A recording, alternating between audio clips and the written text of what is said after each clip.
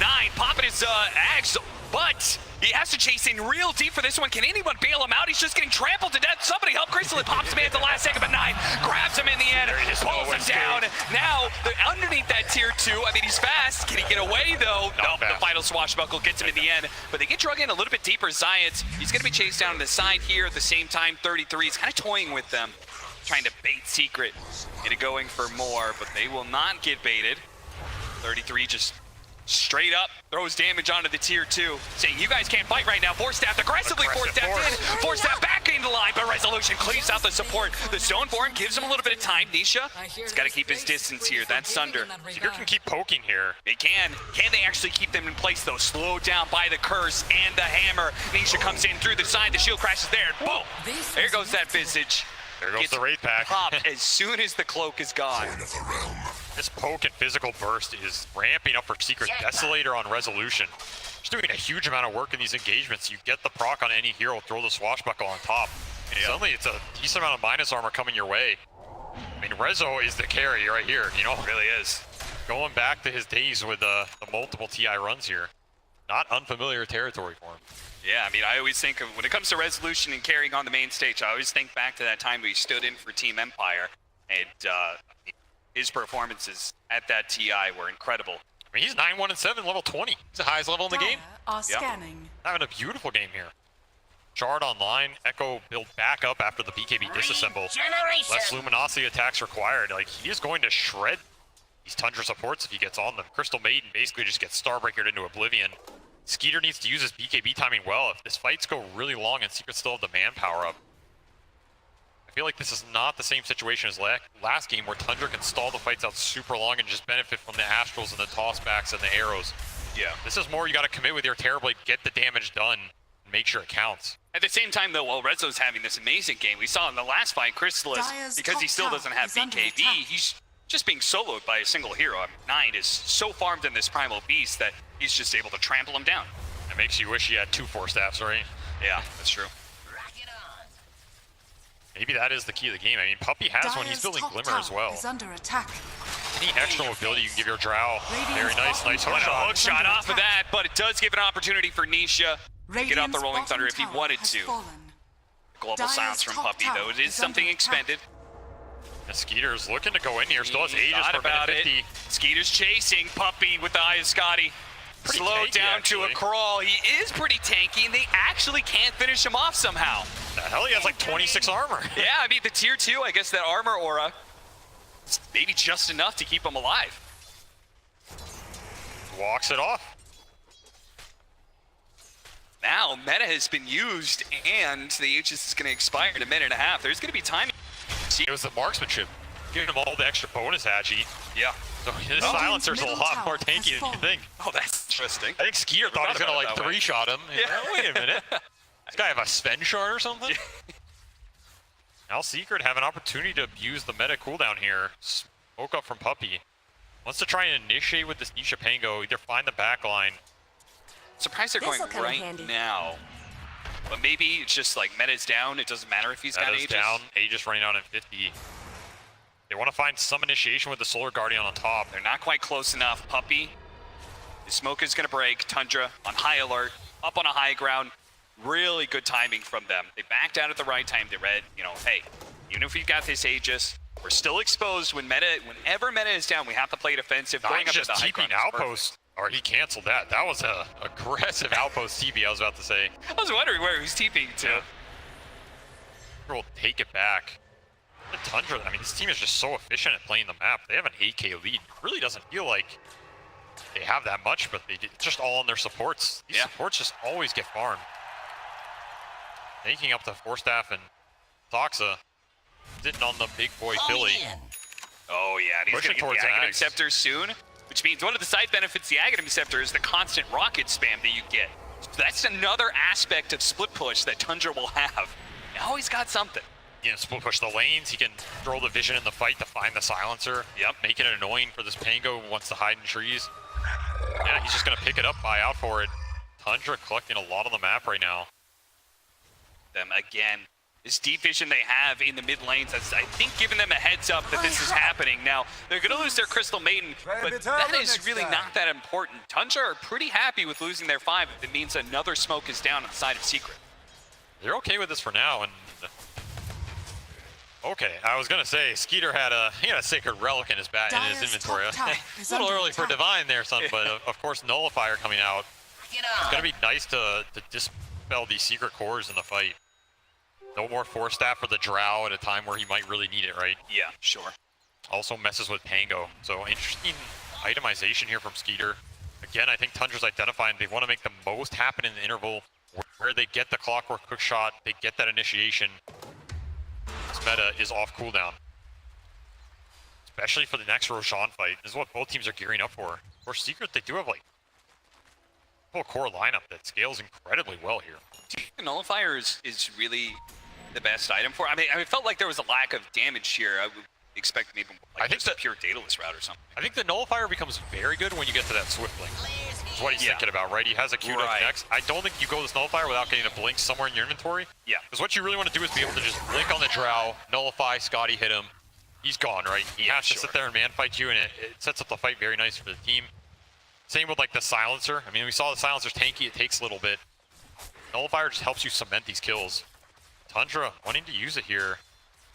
Shiva's completed for 9. They found the ward now. They may back up just at the right time. So now Secret, they have a gem as well. Earlier, Thundra, again, they buy these really early gems, which I'm a big fan of. Thundra, as soon as they feel like they're kind of like, all right, we're definitely stronger than these guys, they pick up the gem and they just take over the map. No vision left. Absolutely debilitating for these Secret lineups that need to fight around it. Maybe a big reason why they're able to get such a big net worth lead. This helps, I mean, Hayat's game is just not easy. No. And he just doesn't want to run up any of these high grounds. The illusions are constantly shoving in, which forces someone from his team to go somewhere else. Scan up to the high ground, see if they can get into position to get this ward down. Crystallis is like leading the charge here, you know? Radiant's top tower he's like, he's got a fresh BKB. He's like, I don't have to be scared any longer. The one upside compared to last game is you can put resolution on illusion duty, and you can still join the fight. Yes. So your ability to play the map versus the illusions went up considerably. And it means that he's farm in the meantime, too. He's still actually ahead of Chrysalis in that regard. These secret cores are farm.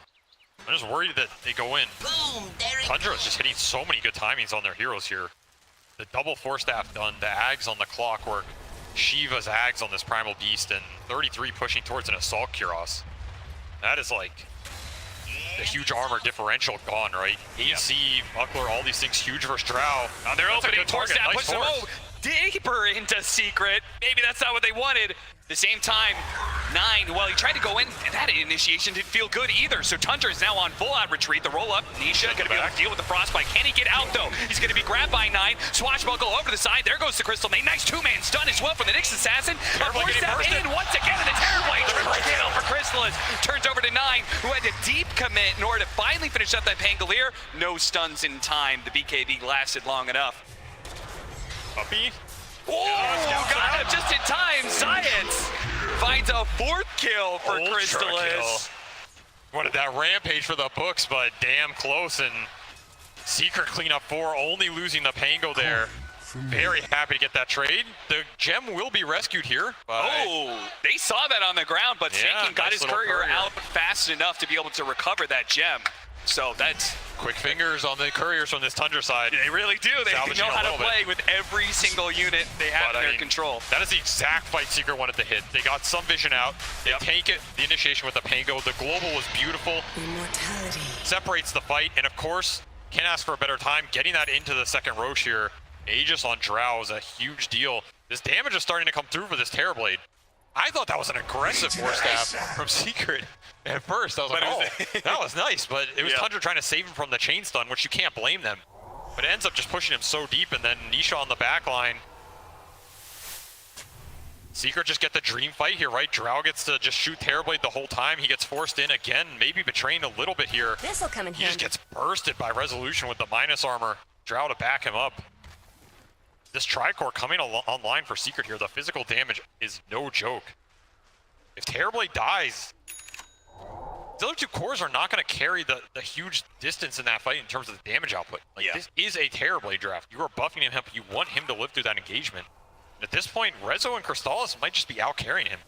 The tag team here, that's a big swing. He's no longer going the Swift block.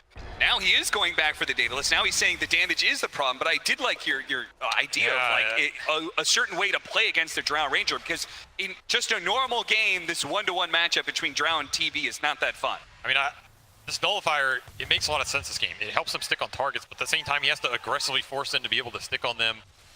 If someone gets forced before you get that Nullifier hit out, it gets kind of weird, right? Yeah. Like, traditionally, if you want to go this Daedalus build, maybe you rather have Satanic, something else, even like a Manta Dispel. Or Butterfly Opportunity. I mean, he's still going to be incredibly strong here. If he gets the Nullifier hit, it's going to pay off. Just a question of can he land it and how deep does he go in the fight? Because like we saw there, you go a little too deep, you get Starbreakered. You're not living through that.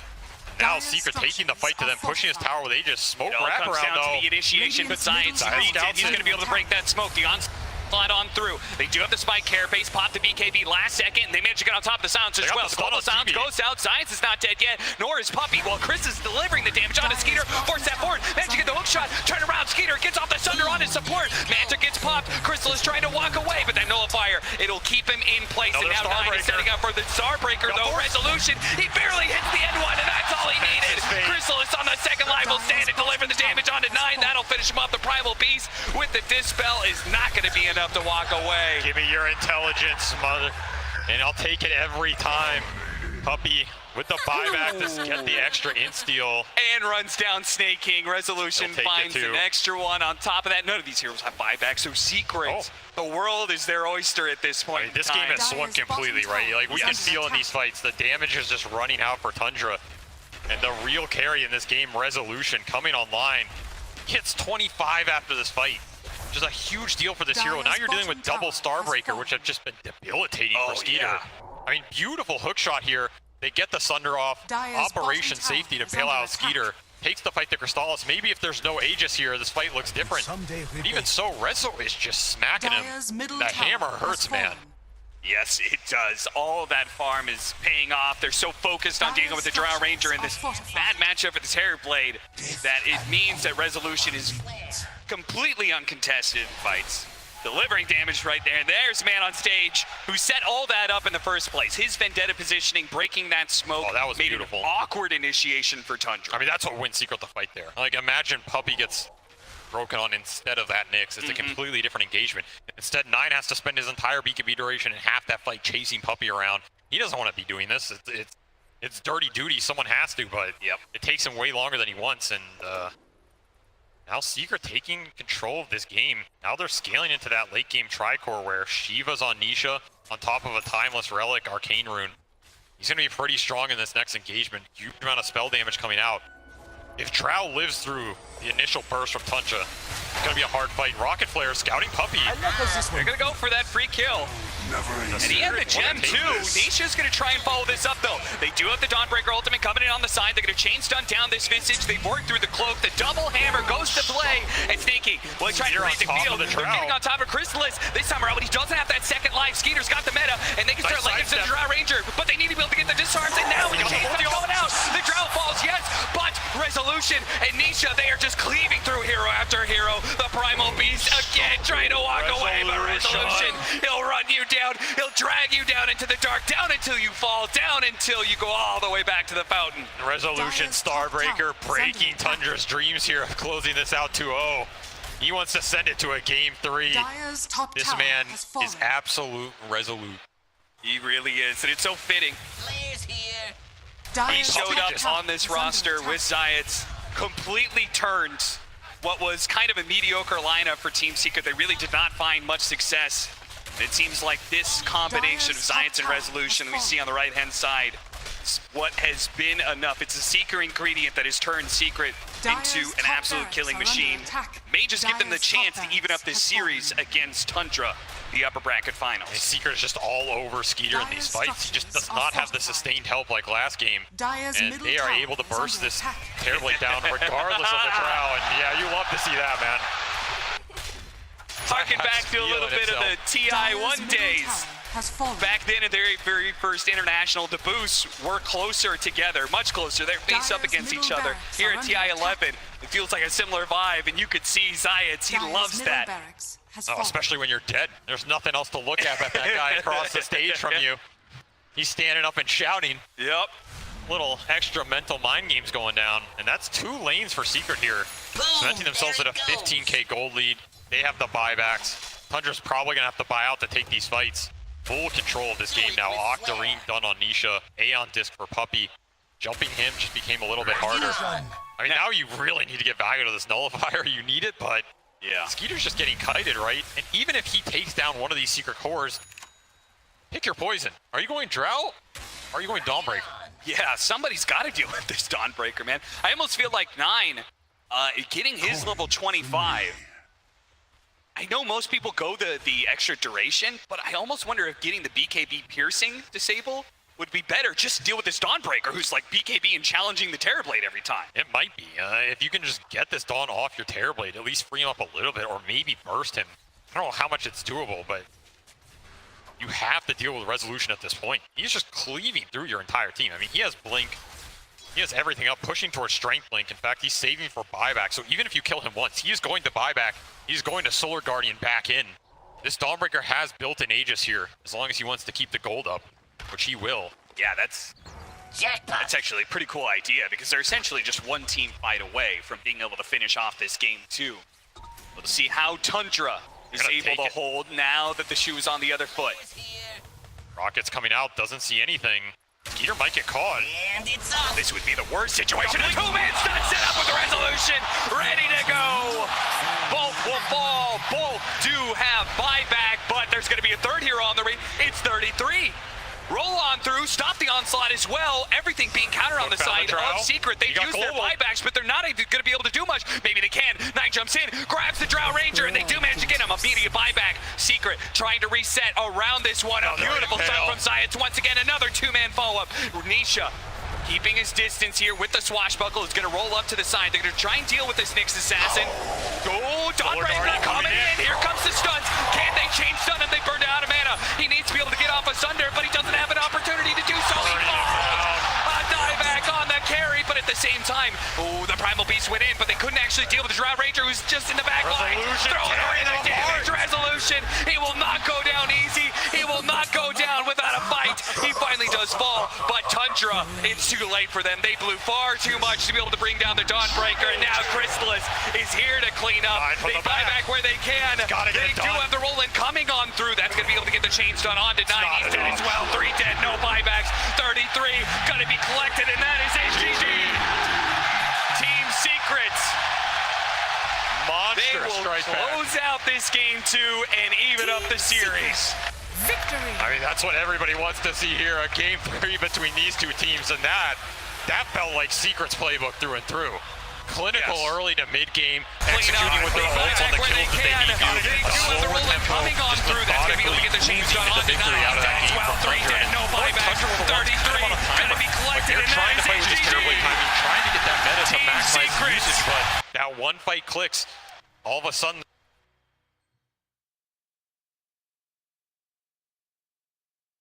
a game 3 between these two teams, and that felt like Secret's playbook through and through. Clinical early to mid-game, executing with their ults on the kills that they need to, a slower tempo, just methodically oozing the victory out of that game from Thundra, and it felt like Thundra were the ones kind of on a timer. Like, they're trying to fight with this Terrorblade timing, trying to get that meta to maximize the usage, but that one fight clicks. All of a sudden, they're on the back foot, and it's just too hard to recover into all those carries Secret has. I mean, you got to give a shout out to Resolution in this game, right? What did he end the game on in terms of score? Absolutely brutal performance, just crushing them with the hammer to send it to game 3, 14-2 and 16. Yep. He hit that super early 25 and never looked back. Double Starbreaker with the shard, disintegrating that Terrorblade. That's it for game 2. Third game is coming up, and I'm sure there's so much to break down in this clash of ideas. Who's going to come out supreme in game 3? For that, we ask the panel. You're coming to the wrong place then, my friend, because I'm not on that stage. I'm not there in the heat of battle as these two titans of the game clash head-to-head. As we slightly decompress, T, Lizard, and Sheep, welcome back to another classic game here at TI. And T, I am enjoying this trend of me exposing off-the-record quotes that you guys share with me. Okay, go on. At the end of that draft, I vaguely recall you saying something Speak correctly here, boy. about your emotions regarding the two drafts, just the 5 heroes that you would see on both sides. You felt kind of strongly about one. Yeah, I basically said that Tundra's lineup is the type of lineup that I'd love to see in like a ranked game. You know, when I'm trying to get my 30 MMR, I see those 5 heroes, I'm like, oh, I'm gonna double down. That's comfortable. And then Secrets, I basically was saying it was about, it's kind of a bit scarier. It's positional. If you get yourself in position, you can win, of course. But it's like, of course, I lean more towards Thundra in regards to the ranked analysis there, but my golly gosh, did Secret play a beautiful You just game. lost double down the MMR. I just lost 60 MMR, but it's fine. Sometimes it happens, you know, you double down, then you check everyone's names, you see some, I don't know, some baby rager that you had in your pubs that's actually feeding, that's 8,000. Forgot to avoid him. Yeah. Forgot to avoid him. On the other side, there's Rezo playing the Dawnbreaker on the offlane. And Shiko, do you like the 3 carries from the side of Secret? I liked their heroes a lot more this game because it felt like they could actually cover each other in these fights. Like last game, it felt like Secret had the gusto and the outplays in the early game, but they couldn't cinch the mid-game fights, right? Thundra had a exactly similar situation happen again. You go into this 15-minute mark, and you have Skitter at the top of the net worth chart, leading above everyone else, and then all 3 of Secret's cores, and then the other 2 on Thundra. And now this has happened twice. This time, at least, Secret have the global, the Dawnbreaker ult heal, and the roles actually fight properly. I feel like this whole lineup of Secret was, we'll protect you, Mr. President, Mr. Chrysalis. Like, the way they're playing, you have Silencer that's also kind of on the sidelines, even though it's Puppy. He runs in with Silencer just to die and buy back. The other 3 heroes, though, you have Dawnbreaker, you have Pango, you have Nyx. They're literally, all they have to do is go up front, create enough space for him to dish out the damage, for him to multi-shot, and that's why he got the Rampage in the end. Yeah, and in this highlight we just saw here, and like Zayat, he had an incredible game on this Nyx Assassin. You know, the first 20 minutes, it was quite slow from both teams. They're kind of waiting for a big timing to hit. But then you just see Zayat just in the perfect position, jumping on the Terrorblade, CCing into the Dawnbreaker on top of that. And then at the very end, to play under the ward, quick blink, double stun. Like, I think Zayat, you could feel the energy as well. The way that he was standing up, screaming after he was making these plays. Like, just, that is the infectious energy you need when you're kind of coming back into a game, which looked a little bit difficult, leaving laning phase from Thundra at least. Yeah, I think the well-rounded nature of the net worth distribution, Sheep, that you alluded to, you think that top-heavy method that Thundra has now gone for 2 times in a row is going to come back to bite them? Because it seems that at least Secret has found one answer to it. I'm not sure if it's on purpose. Obviously, everyone would like to have all 3 of their cores. They're obviously struggling with something. I'm not sure if they're just not farming enough and they're trying too hard to be aggressive on Thundra. It worked for them in game 1 just because one of their biggest strengths is in this pickoffs and their spell casting. They will just use their spells a lot better. It's just really hard when you're playing into global. They managed to get onto Secret side of the map and then just couldn't quite cinch those kills because of the global coming off, and then they just take a great fight. There's also one problem of Clockwork. That man buys an Aghanims, and he's taking all your farm. By the time your illusions get there, the Rockets have already cleaned up the full wave. So they definitely struggled a little bit when it comes to that. But also, jokes aside, Clockwork buying that Aghanims meant that he doesn't have a saving item. So plenty times in a game such as this one, you would see Drow completely going ham on the TB, and there's just nothing to save him, nothing to reposition him. So we saw it. Yeah, so you say that saving item. He had quite the opposite. He had a Force Staff at one point, which was useful in 9 out of 10 situations, but there was one moment where the Terrorblade was on the receiving end of Saksa's Force Staff, and we just went deeper into the fight. And I'm sure Skitter had we didn't get a true side replay for that one. There may have been some strong words tossed between the 2 players there because that was not the Force Staff that Skitter needed. Right into Resolution's loving hammer hand. There we go. Well, I have been enjoying the very illuminating thoughts from you guys, and so I would like to dull that by going to Sir Action Slacks in Singapore.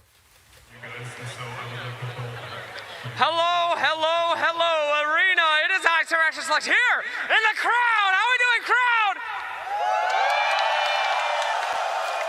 Hell yeah. You know what I've always wondered? This is a real thing that I really do wonder. What would happen if somebody won the Aegis that was just a fan? We're gonna have a contest. I have some very rare giveaways here. I want you to do a acceptance speech between you and your friends, okay? We're gonna pass along. The crowd will react to who wins. Please, pretend, sir, you just won the Aegis. Do your speech. I just wanted to say it's been a long journey, and I want to thank my parents and friends from Herald to where I am now. It's been a long journey for many years, and now I am here. And you won. And thank you to my fans.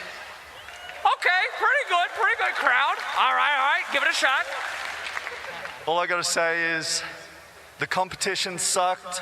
I deserved it. Oh my. What else is there to say?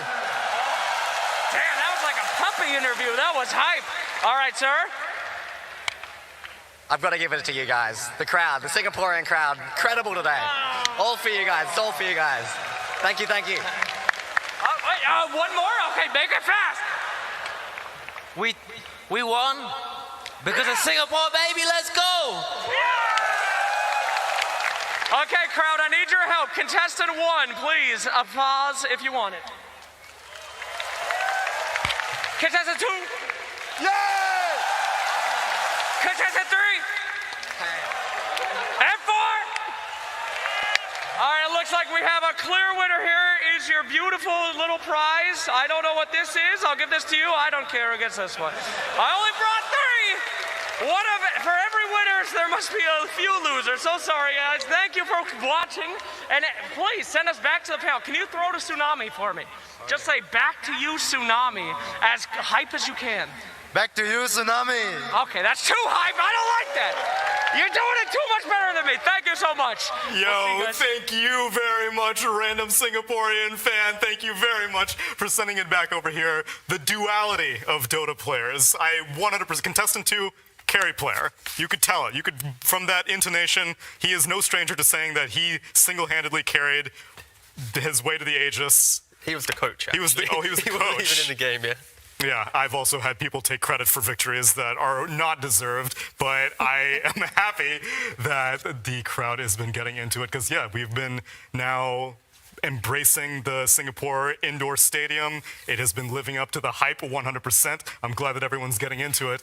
And now they have a third game to look forward to, Sheep. I am thinking that we are setting the bar extremely high for this TI because the Liquid series versus Aster, amazing. And now Thundra versus Secet at game 3. Oh boy, we talked about the adaptation, right? And by God, Secret did. They really adapted. I think their draft was just stronger and better, and they executed it nicely. And I want to see them carry that through to this game 3. And for Thundra, I don't know. Skitter is an amazing carry. No fault with him. You keep doing you, baby. Sure. But the rest of the team really need to kind of sort out what they're doing. Maybe they could apply more pressure to Rezo. He is just like reliably carrying these games like with no problems, right? You feel it, right? Of course, and they even did it early on, like they were setting up these traps for Rezo because they know you're playing into a Dawnbreaker. One side of the map, you have the whole team. On the other side, there will be Rezo just farming away. They caught him a couple of times, 2 times to be precise. Later on, you just can't do anything about him. He gets that BKB and he's a menace. Yeah, I think, Thundra, they were on like a 12-game win streak up until this point. Secret, they finally just beat them. And Thundra, they're just a hyper-defensive team. They wait until their timings, and then they look to punish. Secret, they found a way to punish that timing where Thundra felt most confident. So I think, yeah, they're coming into this game 3. We heard it in the interviews. Both teams think they're evenly matched. 2033, they clearly are. Like, it's hard to really pit one to either. I think draft-wise, it's fine. It's just in the game, there's these small plays, like, did they get the 4 stuff off? Did they position correctly? Do they have the vision? So, yeah, it's an incredible third game coming up. Yeah. We've been very wholesome throughout the whole tournament, but in the pre-game interviews, I heard cheating drafts. Yep. I heard nerds. Yep. I heard a lot of bad stuff. Yep. But I'm expecting a really good game. Oh, I thought you were about to like dunk Subvert expectations. I'm expecting BM pauses. I want some all chat. I want strong mantles of intelligence in the base. Give it to me. And on the TI main, I mean, we saw Zayat standing up. He's getting into the spirit of the competition. Oh, we need some, like, do you know, like, the true sight segments during the game? We need that, but, like, when he's standing up. So when he sits back down, like, Puppy's like, sit down. Get back back into your Job's seat. not done yet. It's not over. We have Get not down. won Yeah, yet. yeah. Take a deep breath. Well, let's see these two teams take their spots back onto the pods as we get into this game number 3. Tensions are high, but thankfully it's not elimination. Team that loses here goes on to face against Team Liquid tomorrow in the lower bracket finals. Don't forget they can hear you right now, Tsunami, so please, you have a couple choice words to say. Who would you like to influence? No, it's all you, T. Thundra, I love you! Whoa, There we go. Secret, you're so Okay. cool! Whoa. I predicted you in the bracket Secret to win the thing, so My please give me my bracket's battle so pass points. Thank you. Well, did you predict them all the way back from LCQT? 'Cause Yeah, that's yeah. Oh, you did? I made 0 predictions in the entire battle pass thing, but I made one to win TI with entire Secret. what thing? The battle pass The what? predictions. The battle pass. The what? battle pass. Oh, yeah, okay. Well, I'm glad that You've triggered me now. you were rooting for them because Secret have had a hell of a journey to get to this point, and I want to hear it from them. I mean, the best moment obviously was beating PSG LGD in the upper bracket and then beating Thunder in the upper bracket again to solidify top 3. Mattered a lot because now I'm exactly in the same spot as I was in last TI, so that's pretty good. It meant so much to me because I always come to TI, I always go to the upper bracket, and then I always lose the first game in the upper bracket, and I start all over again from the lower bracket. But this time, we won the first game. I was like, oh my god, this is the first time ever I won my first game in the upper bracket. It meant so much to me. It does definitely feel like we're sneaking in this time. And I mean, sneaky last chance qualifier. You know, you see Team Liquid there also at the same time. I think they helped us a lot, but I would say as well that it was super hard to be in those qualifiers because it's a mini TI, like 100% mini TI. Like you gotta go through some tough games. I don't really know the future, but so far I feel like we are in a pretty good state to take the whole thing. I don't know like what's gonna happen. Maybe we're gonna choke. Maybe we're gonna play our best Dota ever. But I feel it.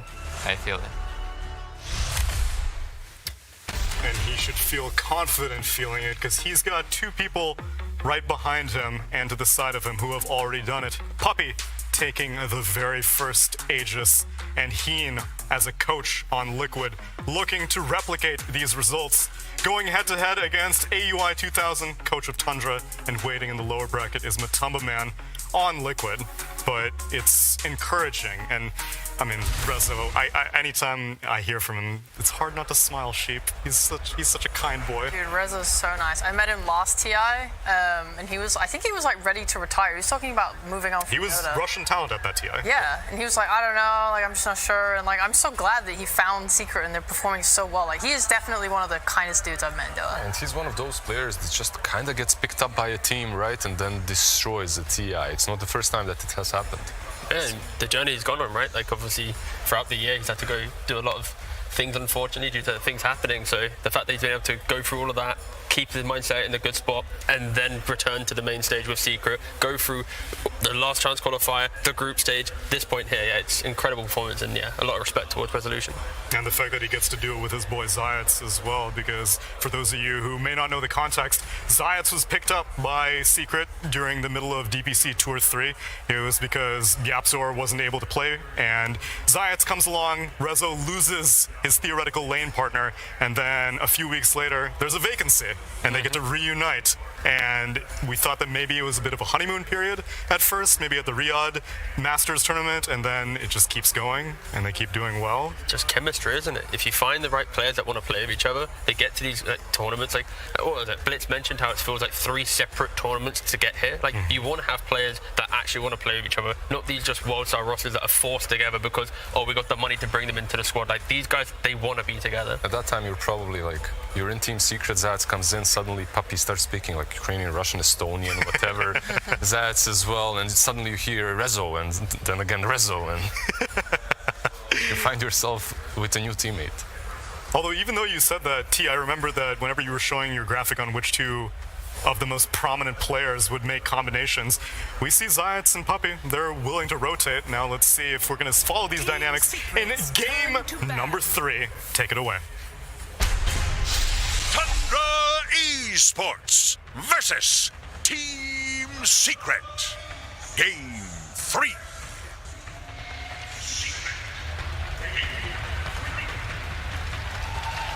Now, we've been talking for a little bit here backstage, and it seems like my analysts, they kind of felt like that draft 2 was good for Secret. I mean, Fly, you backed them even after that Game 1 loss. So it definitely felt like draft so important.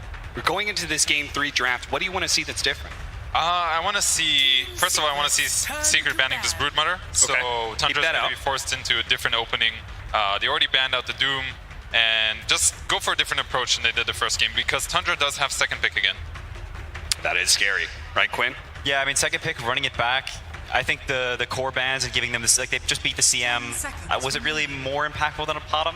Probably not. If anything, I think the Potom has some nice qualities for Thundra. I could actually see them pick the Potom over the CM if they lead both, to be honest.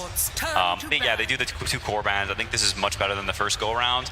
Now Thundra has to come with a new 2-3. They don't typically 2-3 Visage, so you're looking at, are they going to do the Primal again? If Secret sees a Primal, they're probably, this is fine. We know it's a mid-Primal. Like, I think Secret is much happier going into this draft than they were the first game. Now, we talked about the clash of ideas. These 2 teams, they have different ideas when it comes to drafting, but also when it comes to the setup on the map.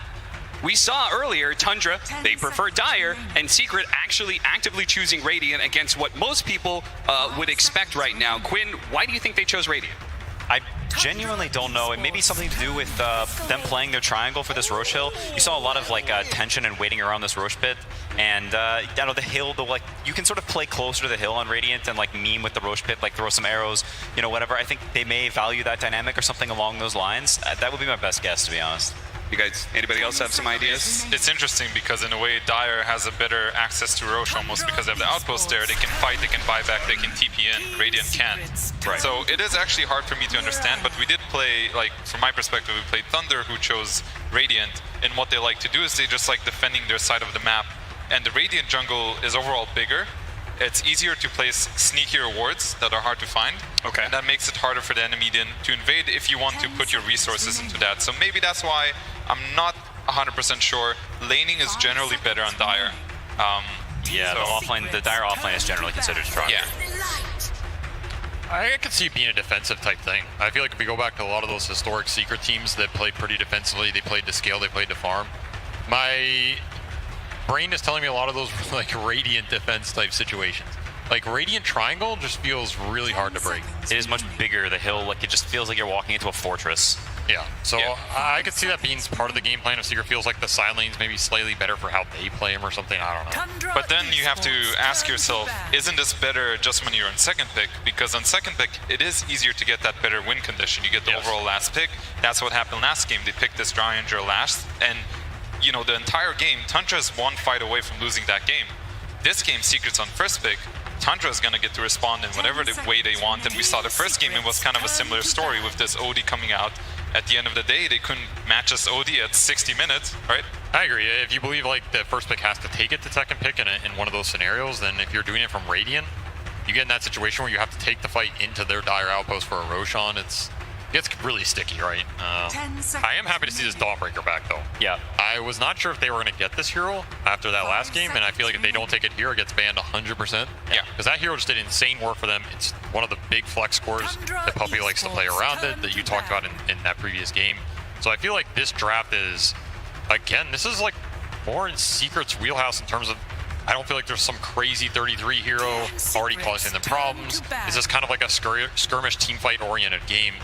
Like you said, I think the Potom is actually better for them than the Maiden, just because of the vision aspect and the stun.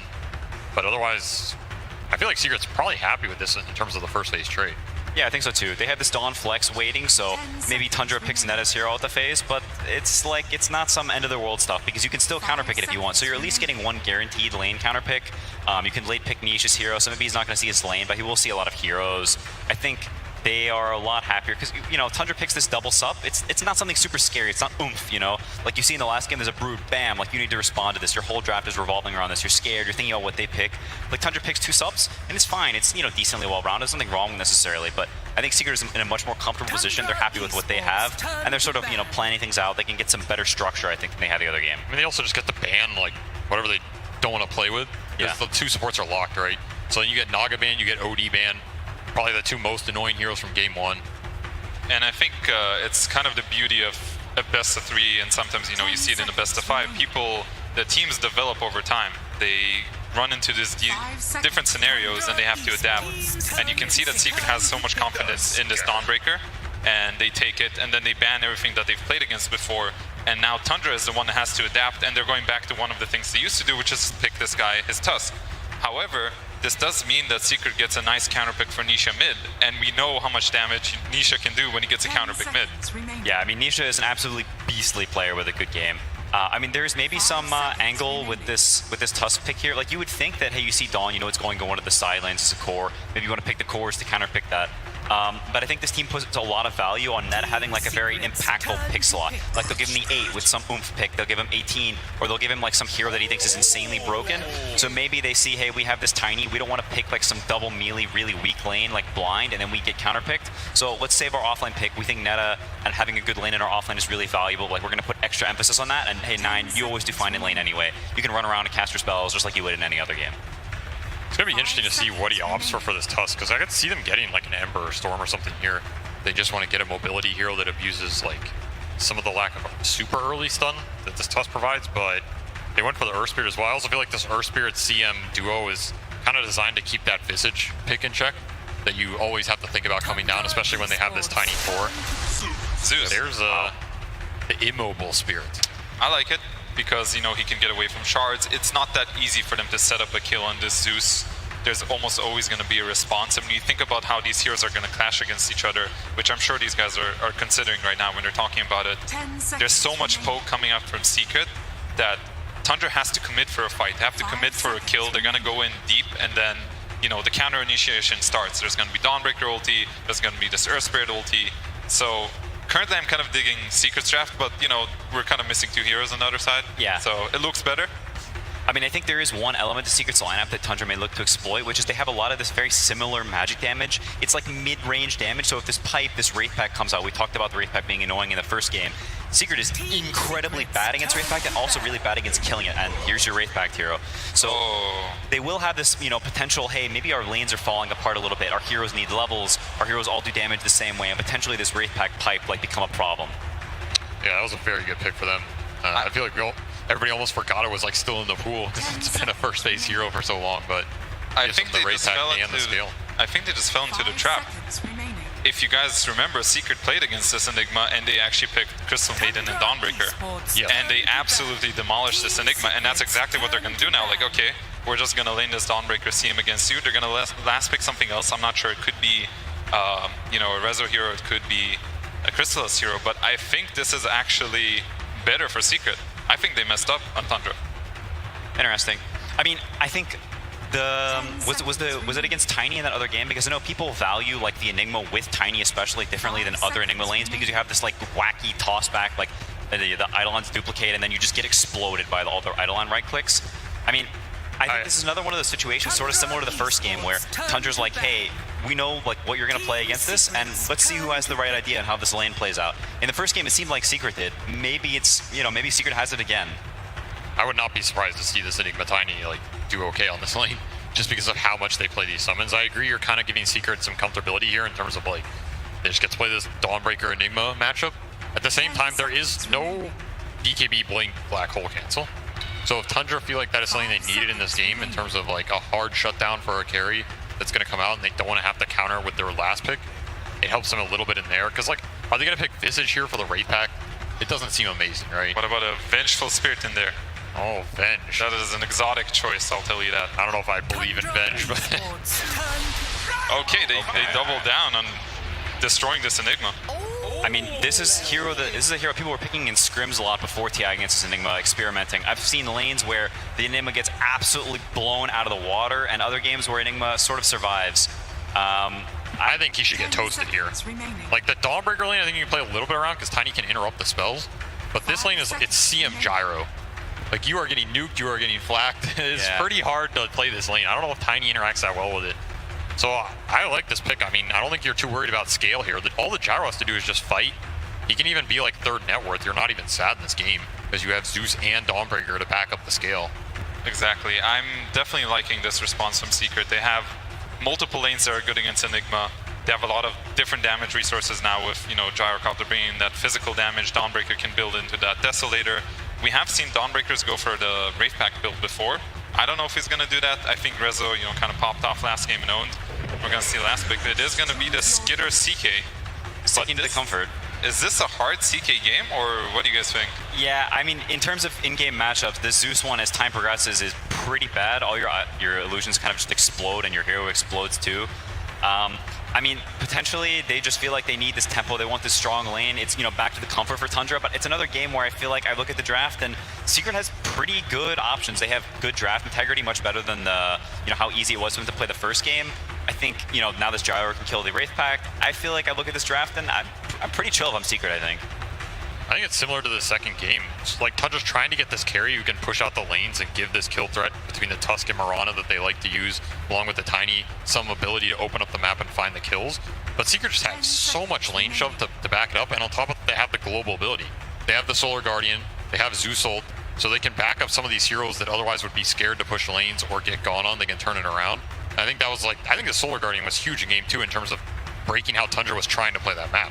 I totally agree. I think this Dawnbreaker pick, especially, they realized that after game 2, this hero is what is going to help them defeat the way Thundra wants to play. How do you want to play this game? Push out the waves, and then, the fact that other heroes are showing and they attack elsewhere on the map, can't do that against Dawnbreaker, right? So I do agree. I do like Secret again.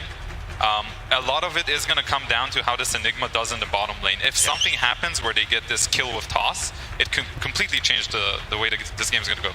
Yeah. So that lane is going to be all important. But Quinn, how else can Thundra, if you guys are all leading towards Secret ways, what does Thundra need to do to claim the W, go to the grand finals? I think a lot of it just does come down to this Enigma lane. If he has a good start, suddenly this Wraith Pack pipe, they start looking extremely intimidating. Secret heroes can be very low damage. They can start being like, oh guys, we can't really kill the heroes. There's this Tusk randomly running around. I think when your offlane does really well and you have this super mobile mid, it can exacerbate the problem greatly. Suddenly this Tusk is all up in your business, and what can you really do to this guy? Any lane swaps or anything that would help enable this, or is it just purely going to have to be through play? I feel like a lot of his gameplay, they just kind of have to be. Neta is a great laner. This is a situation he picked himself into. He was happy with the situation. They didn't bend the gyro. I think he can clutch it up. One word answer, gentlemen. Fly. Who's going to the grand finals? It's going to be Secret. All right, Quinn? Secret. All right, you heard from our analysts. Thank you so much to Fly and Quinn joining us and breaking down the draft to such an extreme level. I feel like we all learned something in that one. But game 3 of Secret versus Thundra.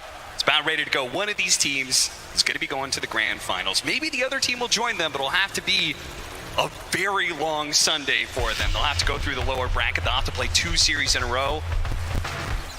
It's always a rough one. Nobody wants to do that, except maybe Matumba. That guy likes playing Dota. Yeah, he's trying to get as much Dota in before he retires.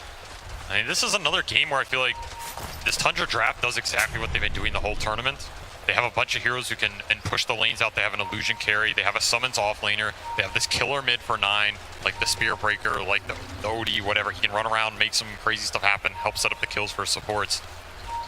It got us this far. Let's not stop. Yes, right? It's very much up their alley. At the same time, I do think this Dawnbreakers has to be one of the heroes that's better conceptually against the style, because she's extremely tanky, shoves the waves pretty fast, is giving you that scale advantage. At the same time, in a way, she's protecting other heroes from shoving out lanes, right?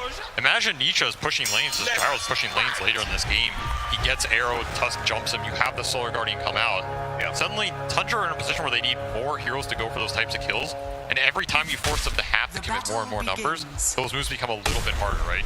So Thundra has to just be that little bit faster and a little bit quicker, and 3 runes. Nice kick away. Tip. That'll secure, that 3rd bounty rune. So, does mean he doesn't have Rolling Boulder, which I don't know if that's important or not when it comes to this lane. And they're also going to put the Earth Spirit down here again. So similar to last game, Zayas will take the safe lane with Chrysalis. Not doing that CM Gyro lane, which I feel would just melt the Eidolons. Yeah, why not? I mean, Flak is enough at the later levels. So maybe they're just fine doing this. They want to set up the stronger off lane. Maybe they're worried about playing double melee into this Chaos Knight lane. Maybe it's just Rezo, you're the carry, right? Let's secure Resolution Dawnbreaker this game because we saw what it did last time. I mean, Gyro, like we talked about, doesn't have to be the true one in this game. Gyro can just play for those spells, running in, being annoying, shutting down the Enigma early, and catch up later. He doesn't have to have the greatest start of his life because, again, very strong scaling Tricore from Secret if this game goes late. It's already doing so much, Puppy. Pushing back the Snake King Mirana, blocking the easy camp as well. The the other side, Zions actually gets a pretty nice W here, and being able to pull the hard camp off of Soxa. A little bit of block in here. Nisha doesn't really care too much. In fact, he slows him down. 9 in response, snowballs onto the range creeps. I don't know why, man, but little stuff like that always gets me. I love to see those cute little 1v1 matchups and how just little plays and counter plays make the difference between one CS. Zeus wasn't doing that a year ago. That is true. Soxa gonna be run down here. Is this going to be our first blood? Looking like it. Science will claim that one. Away from Chrysalis. First blood for Team Secret already, especially with the 3 bounty runes. They're up by a K. Yeah, that is a very fast start for them, and very nice for a hero like Earth Spirit. I mean, we were discussing these melee cores for Zayats in a lot of the games because this is just what he's playing. Nyx, Tusk, Earth Spirit. I think Earth Spirit is his best hero. Like, yes. his Nyx is crazy good. He had insane impulse late game, but this is, I think, is actually his best hero. And if this hero gets off to a good start, you just bypass a lot of his issues, right? You get to the faster level 6, you get to some early items. This hero doesn't need much. You get to an urn, you get to a BKB, you just become a beast. So getting the first blood gold here for him in a safe lane Earth Spirit scenario is the cherry on top here for Secret. They are leading the CS board in all 3 lanes. I mean, seriously, this Enigma is getting destroyed early on. I mean, they took maybe a little bit of risk. And as you said, they could have done Crystal Maiden Gyrocopter, just absolutely dumped on 33's game, but instead they tried to make both the side lanes, or tried to win both the side lanes by putting the Crystal Maiden down there, and it's worked. Yeah, they're just winning them both. This is a very fast start for Secret. Meanwhile, I feel like Nisha gotten every single CS in this lane, 19-5. He is having a hell of a spree right now, but he is getting dangerously low all the time from 9's spam out of shards and such. They got a Thunder, don't miss. Apparently not. Not even a high ground miss. Zayats getting blocked in. He's not going to be able to roll out of that one. Chrysalis will in turn pick up a decent number of those Eidolons. And actually, whoa, I didn't see that. Neutral creep got him. Got it. Oh no. Oh, yeah, that's a decent trip to base then. Yeah, it really is. I mean, you essentially traded your life, didn't give any gold over to Thundra, and you got Eidolon kills out of it. Those Eidolons are super nice for Thundra. He also gets some solo XP. Free trip for the Earth Spirit who finished boots off the first blood gold. These little sequences going Secret's way. I will say, nice double deny from 33. He was like denying one Eidolon with his hero and another with other Eidolons. Yeah, I did see that. That was cool. Those out. Very small things this team does extremely well. Yeah, trying to keep the advantage. 33, easily one of the best micro players in this TI, and he's put into good work here once again. This time around, no neutral creep to deny them that last hit on Zayats. They will get that kill, but again, Chrysalis gets all the Eidolons, so the trade-off is not really that clear. It's pretty weird. I mean, honestly, if I was this Earth Spirit, I don't think I'd be too sad. Because it costs Thundra their combo in terms of resources, right? And it pushes the lane in because you get the flak, it shoves out, you kill Eidolon. Crystals will get to do this pull. He's not the one dying.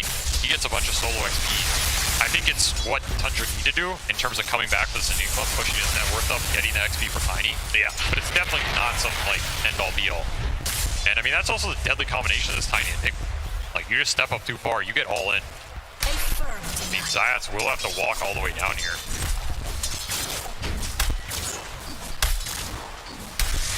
When was the last time we saw Thundra lose lanes like this? I feel like it's a rough start. Yeah. Like, you're not going to get much better than this in a TI upper bracket final. You know, these are two of the best teams in the world. And Secret pulling a decent lead out of these lanes, especially versus the CK.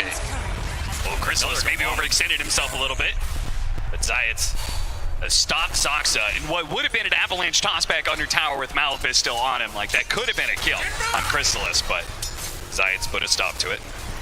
I mean, this CK is just, he's getting beat up top. He's had to invest in extra regen. The extra CM nukes, doing a decent damage in terms of the economy. And Skeeter's gonna have to catch up this game.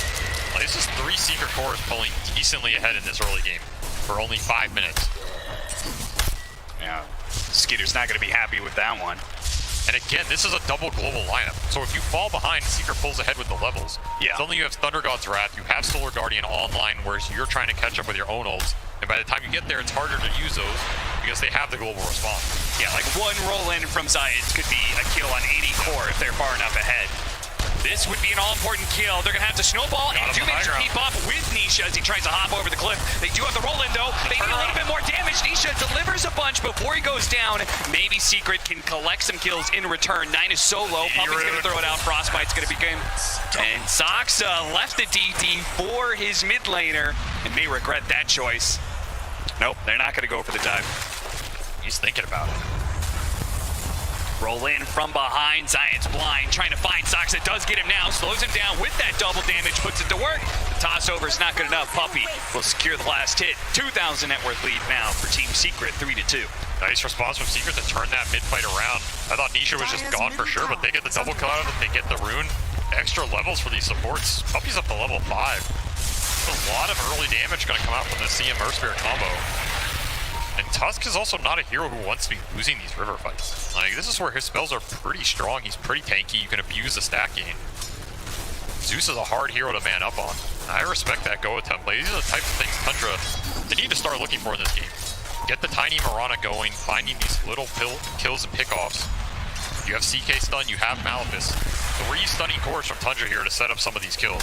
Yeah, and some of this may just come down to the fact that they lost the lanes, right? If this Chaos Knight, who's usually a hero that has so much sustain, you could chill out by yourself, but you can see the pressure continues. He's not able to stay alone in this lane, so Snaking kind of always has to be here, ready to go with the arrow. Thundergod's Wrath isn't enough, the Frostbite isn't in range, so he turns around and uses it on the Mirana instead. A Puppy will be able to walk it off, but the fact that Snaking can't rotate out of this lane, I think, is debilitating to all of that aggression that Tusk wants to be able to put down. Yeah, normally they want to be able to leave Skeeter alone at this point. Get that double support rotation cooking around their mid.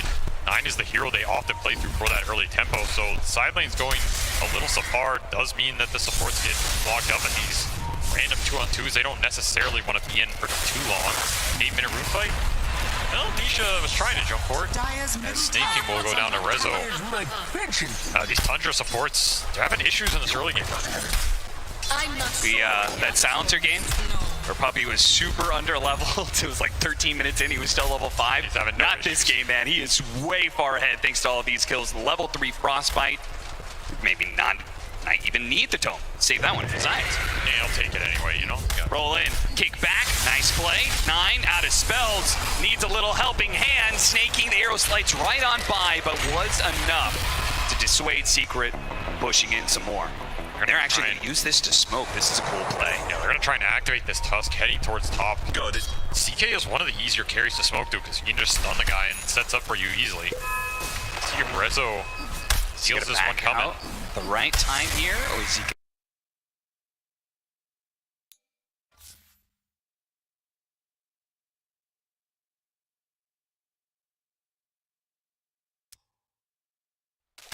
Y ya está 400 de vida, 400, 500 de vida esta tier 1 de la parte superior. Es algo muy distinto a la primera. Screwing with the multiple stun initiators from Thundra, you're forcing them to have to gap close you through all of this secret AoE. So the stronger the Zeus is, the faster he gets to that shard, the Kaya, all this extra damage. There it is. The combination we talked about, the roll in into the global possibilities for Secret. That early level 6 from Rezo puts it to good use, get a core kill. Gyro, I mean, I was thinking this Gyro might have like a top-ish lane maybe, and maybe he doesn't have to carry the game, and he's just leading the pack. Level 8.5. Rushing an early Chrysalis. Can never have too many carries. That's true. The prize is mine. My C-pubs may beg to differ, but you can never have too many carries, Cap. 6-3. Team Secret, well, he did have a 2,000 net worth lead, so it has gone down a little bit. So it seems like the state of the game has at least been okay for Thundra, even though we've seen them, lose some kills and stuff like that. It seems like economy-wise, they've been doing all right for themselves. So I wonder how many stacks Chrysalis has available. Well, Nisha's doing his best to steal him a bit. There it is. We got 6 of them backed up. Yeah, Soxa comes in, tries to grab what he can. I don't think Secret want to give up this jungle too early here. Radiant's bottom tower has fallen. You're always happy to farm it out, but if Thundra's going to give you these skirmishes, I feel like Secret is pretty strong in them just because of how many levels they have on these supports. Like, Puppy's not too afraid here. You also are losing in this tier 1 trait, so that was something from the other game. Secret defended their tier 1 for a long time against that 33 Brood Visage. This game, little different. Just going to claim it here. push himself towards the Wraith Pack to rush, which he will have. Skeeter looks like he's going to call it quits on that safe lane for now, but 11.5 minutes in, safe lane tower still being up is great progress, and they will have that Wraith Pack coming in now for the Enigma, so who knows, they may even like make a rotation back at some point. Roll in, on point, Science. He's going to be able to get some serious damage onto this Enigma, but they don't necessarily have any follow-up. Too many heroes here on the side of Thundra for showing up with Moonlight Shadow being used as well. Yeah, what indeed? Too many heroes there, not expecting them all. Solar Guardian was just coming off cooldown as well. You will pay the price. Top tower is under attack. Their visions. It's a little bit of information, though, out of Thundra for the rest of the team. Though they're not really able to take advantage of that. I mean, I guess in many ways, Dawnbreaker is just not a hero that could take that tower. And yeah, now 33's up here. So now, if you want to take that safe lane tower, you have to fight into the Wraith Pact hero. That is pretty scary. You have to take this soon if you're Secret. Like, you have to equalize the map, open up some more space for your Gyro to farm. Remember, Gyro is this, like, triangle rotation farm pattern hero. He really needs this tier 1 down to open up enemy jungle and make those rotations efficient. They will finally claim it. Very happy with that. Now it just comes down to these mid fights. How much does Thundra want to push this mid tower or smoke to the triangle? The answer is right now, Armless CK. Time is of the essence, it seems, for Thundra.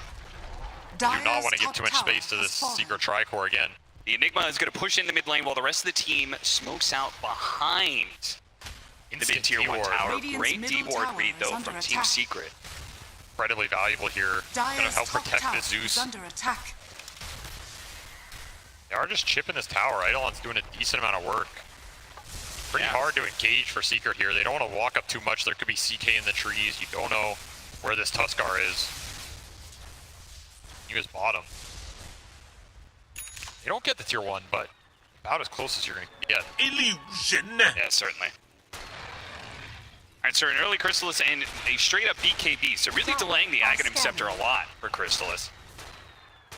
Feeling like he's going to need that early team fight item. I think this build is fine. Like, the Ags is a farm accelerator, but you got to remember what he's playing with, right? He's playing with 2 other cores that are going to take a lot. Sure. He's playing with a Crystal Maiden who can soak up some farm as well. Like, so don't be greedy. I mean, there's just a limit to how many creeps you can eat on the map. Yeah, that's fair. I think early BKB is strong in this game with that Crystal. It's just going in, soaking up some spells, dealing some decent physical, making the fight happen for your other 2 cores. Because Zeus does not want to go in. And this Dawnbreaker doesn't really just want to run in first either, right? He wants to ult on top, either an Earth Spirit roll, Gyro going in. So if Gyro can frontline, it's nice. And on the flip side, this Thundra teamfight is a lot about using this Mirana ult to find the targets they want between Tiny and Tusk.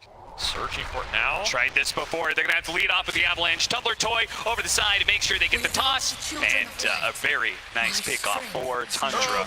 It kind of needed to, but Secret, they're going to chase after these guys. 9. He's got a haste rune, so he may not be able to outrun that rocket, but he can get some serious distance. They're going to try and chase. Oh, what an interception! What a play from Mirana, and now in turn they're going to save each other with a double onside with a beautiful avalanche. Hello, Black Hole. Goodbye, Secret. Beautiful interception there to just turn the fight around. Oh, and one more. Wrap it up. That'll be a team wipe for Thundra. Whoever you want. He's always ready. What? 5-man wipe. A setup. That was just beautiful, baiting the overextension. That roll is just too deep, and of course, no Solar Guardian to come out in that fight. Like, that spell might have turned that fight around right there. Super clump, super slow, all of the Earth Spirit gunk, but your Dawnbreaker sitting in the fountain. Radiant's top tower don't have that big spell to stain you through the damage. And, I mean, this chase, he has a haste rune. 9 just baiting it out the whole time. Not even sure he dies on this rolling. Like, but it's either way, nice heads-up play. Does his best Secret Service impression there. Protects the president. 33 comes in with the cleanup. Snake King's a sacrificial guy, you know? Yeah, he's happy to jump in there, take the bullet. As long as he gets the dub. That means Thundra gotta be feeling really good about that momentum shift, especially after how hard that laning phase was for them. So the fact that they are now solidly back in control of this game, if they can get to a point where they've got the pipe completed on the Enigma, then we're full team fight ready to go. Wraith Pack pipe, just like the Broodmother. And that Wraith Pack pipe is deadly this game, right? There's only the Dawn Starbreaker and the Gyro Flak to really clear into the physical area. Everything else is just AoE magic. Yep. So that EHP from Pipe Raid Pack is just going to be deadly in this mid game. Now, what do you think of this pickup from Nisha? He's rushing the E-Blade. Do you think that is trying to protect people from Tusk Chaos Knight? Do you think it's trying to cut through this Wraith Pack pipe and just like really nail that single target damage? Mixture of both, maybe? Definitely a bit of both, right? Like if he gets gap close, he can E-Blade the Tusk, who's not going to go BKB first. He's going to Deso build. So if you E-Blade him, leap away, bolt him back, 9 just gets debilitated in that type of engagement. At the same time, you can E-Blade yourself before one of those jumps. It's very nice. There's also a lot of chain stun potential from Thundra. Like you get Malefist, you get Avalanche, there's an arrow coming through. If they commit on a chain stun target off the arrow and you E-Blade that guy and it saved him from a lot of that physical burst, you can turn the fight around. Puppy flirting with danger. Yeah, he really was. I don't think Skeeter thought it was just him. And it was. It really was. The rest of Secret, they were a bit of distance away, snaking. They're going to try and pop him here. They're going to throw the Dawnbreaker ultimate on top of this to ensure the fast kill, but they're on the wrong side of this cliff. Nisha's going to try and use it to his advantage, though. They do have the shard out. There's no black hole to fear, so they can just kind of run headlong into Tundra, perhaps. A freezing field. Keep it going. Just managed to get that 1-kill resolution. Tries to finish it off, but Dawnbreaker Hammer can't go to 3. Now Chaos Knight, Skeeter trying to get the armlet toggling, but Nisha delivers the damage. Not quite enough. The toggles keep going. Frostbite going out. Now Crystal is low. Black-handed shots, one after the other, but Skeeter stays alive through it all. He toggles through everything. Nisha got stuck on that high ground cliff too, trying to position to just stay out of range, but it's not enough to finish off that CK. Skeeter lives through it all. We saw the type of fight Skeeter wanted to take, taking the Wraith Pack down early. These Tundra heroes are tanky, man. Like the damage is done, right? You have 2,000 HP to cut through on this Tusk, 2,000 on this CK. A nice way to start out killing the support for free. Then you're like stuck in this clump engagement. You're getting multi-avalanched. That shard ended up slowing down the gyro as well, just can't commit it instantly. Turns into a very awkward engagement. You also have to think about these midnight pulses just getting thrown down and burning you for the whole time. Oh yeah, absolutely. This kiting, I mean Skeeter, it draws him in so deep with this armlet toggling that now Chrysalis is heavily overextended. His lifesteal is not enough sustain to deal with all this bits of damage being thrown at him. And Tundra, now, they want those long fights. Yes. If they get multiple Tuskar spells off, perfect scenario for them. Trying to hammer away, but here comes the snowball. 9 knocks him out. I was just getting warmed up. It looks for a little bit more too. The shard locking in Puppy. May have gotten the D-ward, but he won't make it out alive. Nisha barely able to jump away before the Tiny could grab him. Toss him to his allies. 5,000 net worth lead for Tundra. They continue to grow and continue to take more and more of the map away from Secret. It's the Tundra like 5-man skirmish that they use this Tiny and Mirana combo so well for. No cooldowns they really have to wait for. They don't really care about Black Hole this game.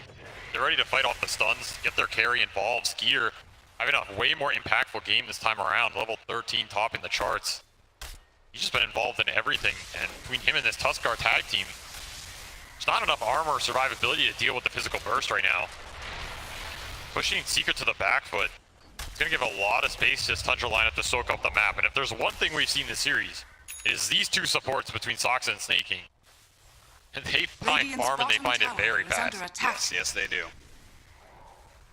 I don't even know where they find this much farm, to be honest. I mean, Soxa's pushing up close to Rezo, right? Very different from last game. Yeah, certainly. It's not the same kind of game where Rezo was just able to hang out in side lanes and farm non-stop and join the occasional team fight. Tundra is actually putting an effort in shutting him down first. Smoking him at the start of any of these rotations. That's the best way to do it. You take the Dawn or Zeus out, you remove a lot of that counter initiation. Yeah. You get a nice BKB timing here. That is one of the downsides of the Secret lineup, right? The pipe for Tundra is super powerful. The BKBs, next is powerful. Like, there is not a lot to interfere with those durations, and they get a lot done because the physical burst is just so high. Maybe catching Snaking here. We had that smoke. Don't need to use Thunder God's Wrath. Nisha will hold on to it for now. That was a smoke rotation. They didn't find anything in the triangle like they wanted. They end up, well, they'll have to be content with a Priest of the Moon kill, because that's all they got. Wow, ooh, BKB timing it, but they hit the pipe. That already feels bad enough for Secret. You hit this BKB timing on Skeeter, I don't know what Secret does. gonna be rough. I mean, at that point, these raid pack lineups can always just go into the pit and force the Roche. Yeah. Right, you have Deso on Tusk with tag team as well. Even has Brigand's Blade on top. Feels like it's going to be a long time before the gyrocopter's damage becomes relevant enough to carry through against BKB raid pack pipe. That's just not doing enough right now. No. Too much magic AoE, not enough cleave. Clear through this. And again, Thundra just spamming out the map, right? Their supports are so obnoxious at just running down these side lanes, forcing you to react. We see the Eidolon's top, making people show, making you split up while they get slightly more out of the map every minute that ticks by. Crazy efficient of getting farm on everybody, and they make it pay off too. Their itemizations are very good. Again, Force Staff already out for snaking here. Another one being built by Soxa, so double Force Staff once again. That is their MO. It's going to bail out the cores even more. They're ready to go.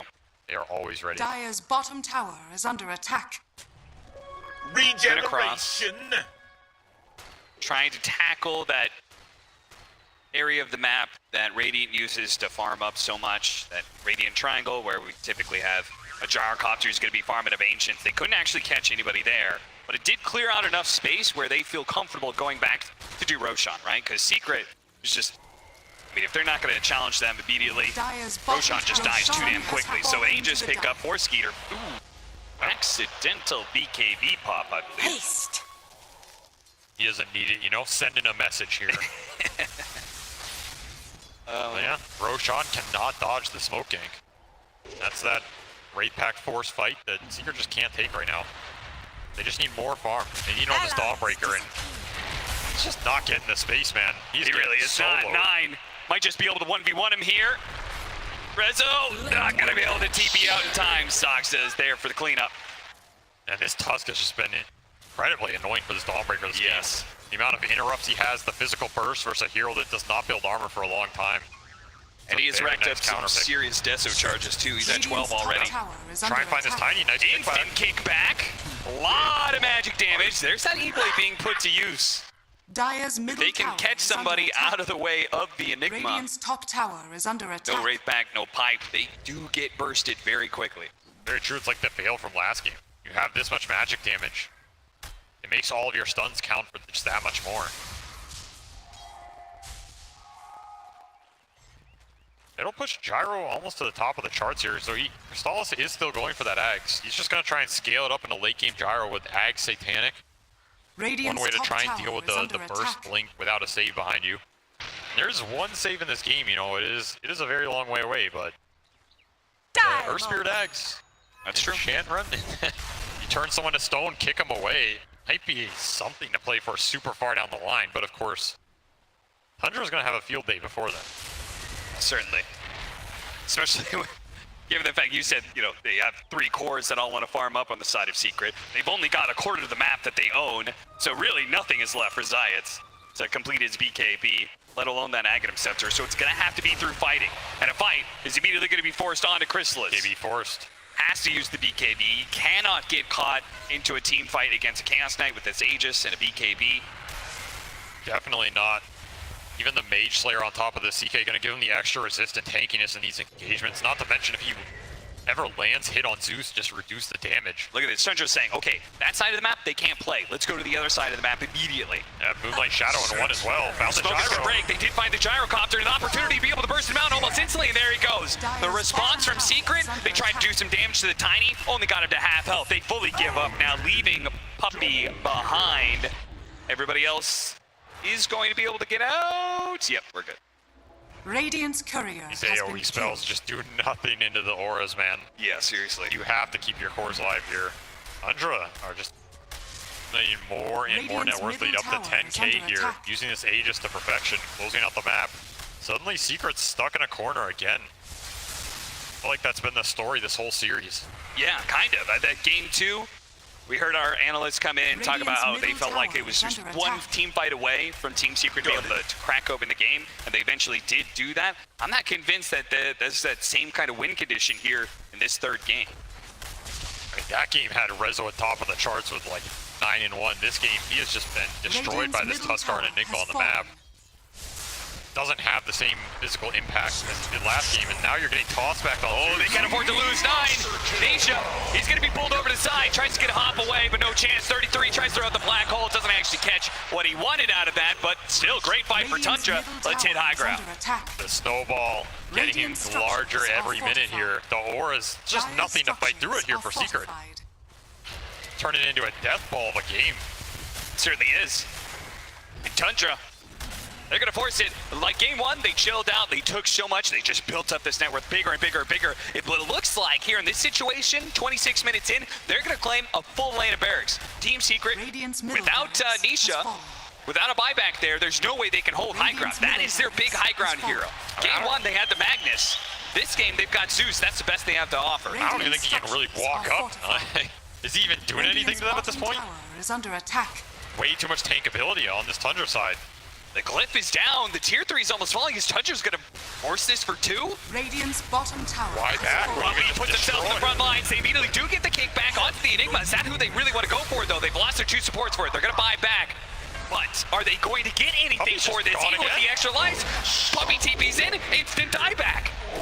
Rezo turns around, use the magic immunity to get rid of the Malphus, but he's just dragged back in by Skeeter. Run down through the side. Side's trying to get the opening. The Dawnbreaker ultimate, it's going to land and do a lot here with an AoE stun, but all of these heroes on a bit of HP. They do not have enough to be able to cut them down. They need more damage. Crystal is trying to deliver. They finally do get it. They bring down the Chaos Knight, run out the Enigma, trying to chase for more. Snaking, gets out, completes his TP. Thundra, they just did a serious economic blow, and maybe a very real blow as 9 takes down Resolution. After that fight, Nisha, you cannot let him get away with this one. He's gonna E-play, but he already used the lightning bolt. He's gonna TP out. Oh no, Secrets. 9 playing with his food in this game, man. Putting the BKB to great use here. This Tuskar just going in and out of the fight is just way too annoying for Secret. They don't have the hard stuns to lock these heroes down. Double force staff as well. And like we see, the damage just takes so long to bring any of these heroes down. Yep. I mean, it's a triple buyback from Secret in their base defense. Black hole for this engagement. The Enigma is just a damage sink. But he sinks a lot of it. And it's only because of this buyback here. Just a beautiful ult from Resolution that ultimately sets them up to be able to clean up the fight and just not lose the game outright. Also, Skeeter losing the Aegis midway through that one. Nisha's been caught though. Nisha E-Blade? Oh, he doesn't have a hop, but he does have a Blink Dagger. He blinks away. That was as close as you can get. Still a blink on CK. That was a game ender right there, and they might still get it, and they do. Radiant's bottom barracks. One more buyback left for Secrets. And again, is it even enough? Can the Zeus even push them away from this lane? I don't think so. Thundra had enough of the long games in the first 2. Decided to kick it up a notch. Nice blink backwards. It rolls right into the middle of Thundra. A trap beautifully set and sprung by Skeeter. Stops the initiation entirely. There is still a tier 2 up at the top lane, so Thundra cannot take Mega straight up. But they're only a few minutes away and a couple of movements out from being able to get that potential last team fight forced upon Team Secret. I don't see a way to fight this 5-man. I just don't see it. Where's the damage coming from? Even if you land everything on everybody, it's just not there. Heroes are too tanky. Triple BKB is now online, so now you have to worry about BKB Black Hole on top of everything else. Thundra just closed this map out so fast. The Death Ball came online, you lose one fight, suddenly you're in a position where you lose Aegis, that converts into a Rax mid. They never looked back. Secret looking perhaps the last team fight of this series. What do they need? They need a Divine Rapier, and Crystals has a queued, but he is a long way off. Okay, what do they need to win this fight in order to get to that Divine Rapier? They need a Divine Rapier. Well, maybe Thundra will buy one for him. Oh, look at that. Triple bounty rune just casually sitting back on the dire side of the map, so. Invisibility. And, you know, Thundra, chill out. Take your time. Wait for Roshan. There is very little rush here. The prize is mine. Yeah, they're just farming it up. Both their supports ahead of the enemy 3. There's an insane amount of utility coming out. You have full Lotus on this Mirana, Drum on top of it. Sox has got 4-staff Yules. I mean, these supports are incredibly hard to kill. You have to commit a large amount on them in the first place, which you don't want to because they're not even the big damage dealers. Yep. near impossible situation for Secret to play out of here. It really is divine. You just have to find a way to get to it and hope the flaks are enough. Because I don't think any other item is going to cut through this damage in a base defense.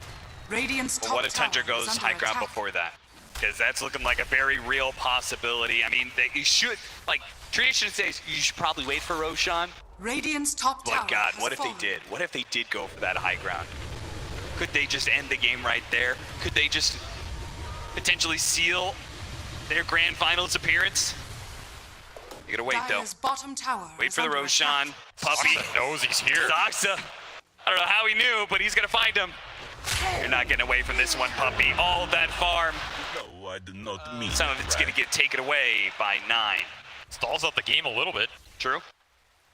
I think Saksa was just predicting that this is where Gyro's going to go. Like, Yeah. where else is he going to go to farm? I mean, And then he found a Crystal Maiden farming the I'll ancients take that too, instead. but that was a beautiful read. Dire's The way bottom these guys tower are reading is the under map and the attack. movements. Absolute perfection here. It really does feel like they've cut it down to the science. It's process of elimination. They just can't farm these areas of the map. Go to the few parts that they can. You just look at what Chrysalis has to do in this. He's been hugging the side lane of the trees. He pops out, tries to get a little bit of farm in this bottom lane where he can. He could buy the Relic, but the Divine, the full-out Divine, is so far away. Relic ain't doing it. They need something much bigger, much grander to be able to cut through Tundra. Smoked up around the Roshan spawning here. Look for an opening, see if they can find anybody. Nobody's showing. Okay, let's check that Roshan pit. Oh, hey, look at that. The big guys spawned. We could take Aegis and Shard. They get Dire's to bottom choose tower who gets is under to attack. take that victory shard. Yeah, between Skeeter and 9. Roshan has Potential fallen 2 to the Royal dark. Roaders. They're both looking. First time TI appearance. Getting to that grand finals. Even the nullifier done for this Tuskar, so Hey, any sort of save man. mechanic that would have come out is no longer there, which Secret aren't even getting there. It's pretty much just the E-Blade. He's kind of just itemizing ahead at this point. Yeah. I mean, it is all on this Gyro Reaper, which, like you said, I don't know if we're getting there. Thundra can just walk down top, cement the death ball. And even if he does get it, he's got no sustain whatsoever. He doesn't have lifesteal. Yeah, so it's no guarantee he might just get one shot. By 9 might just show up, punch him in the face. Shadows. Glass jaw gets knocked out. And there goes the Divine Rapier. That is Dota. Sometimes punching someone in the face is stronger than divinity. 13-31, 33 minutes in. Feels like this game 3 has just been a slow, constant progression of Tundra building up that snowball. Both realistically, Team Secret are left in just one crazy good hold. And if they do manage to succeed, they could get themselves back into the game. We could have this windfall of net worth going their way. But as it stands, there it is right there. Well, Gabe has decided. No shot. Honestly, from a theoretical perspective, I think it might be true. But of course, everything Dota breaks down on the TI main stage, yes, right? Dota is not played in the theoretical realm. It is played in the Coliseum. Stakes can be made, so there is still a glimmer of hope here. However, faint Ags on Nisha give them some extra damage and stun here. Okay. Of course, we are still a little bit off that Divine. And even when he has the gold for it, how do they get out there to buy it? That is a bigger problem. Yeah, because you can't just rely on the courier. I mean, that might his get courier sniped. is already in the tree, so he's prepping for it. That is so scary. That is a risky courier to run, man. Yeah. Meanwhile, you might not even get there. Tundra's just near your base. Tundra, they're setting up. They got the initiation. They're going to bring down the Dawnbreaker first. The arrow comes out. He's dead. No buyback there. Science trying to disrupt whatever he can. The snowball on back end is going to be able to finish up Science. And Puppy falls as well. 3 dead. No buyback. Tundra maybe don't even need the Megas. Maybe they just delivered the final blow to Team Secret, knocking them down to lower bracket. You'll have to fly it through here on the side. The last hope. Now, is he going to be able to sneak it through? Will anybody notice this courier? It's going to slip on by for now. But Megas is going to be claimed. Team Secret. Oh no, he's been grabbed. BKB does go off. Divine Rapier starts going to work, but you can see they're actually decently tanky. Chrysalis has got to get back to it, but he's just going to get blacked out immediately. Divine Rapier picked up. Divine Rapier dropped. And that is it. Tundra are going to the grand finals. In an absolute dominating fashion for this game 3. Those first 2 games, pretty rough and tumble, but This just cemented their dominance in this tournament. They For are now. definitely the favorites going into that grand finals. Just no one can break the way these guys play the map, out-farm you, out-efficient.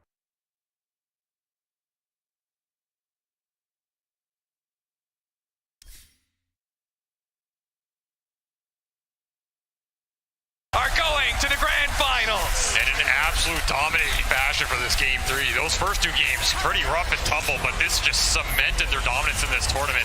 They are definitely the favorites going into that grand finals. Just no one can break the way these guys play the map, out-farm you, out-efficiency you. They find the picks, your lanes collapse, your jungle disappears. It is clinical, man. There are just no mistakes that come out on this side when they're functioning on all cylinders. Games look like this. You get deathballed out of nowhere from that 20-minute mark to the 30-minute mark. All downhill. It's just going to come down to that best of 5 grand finals. Then we'll see whether or not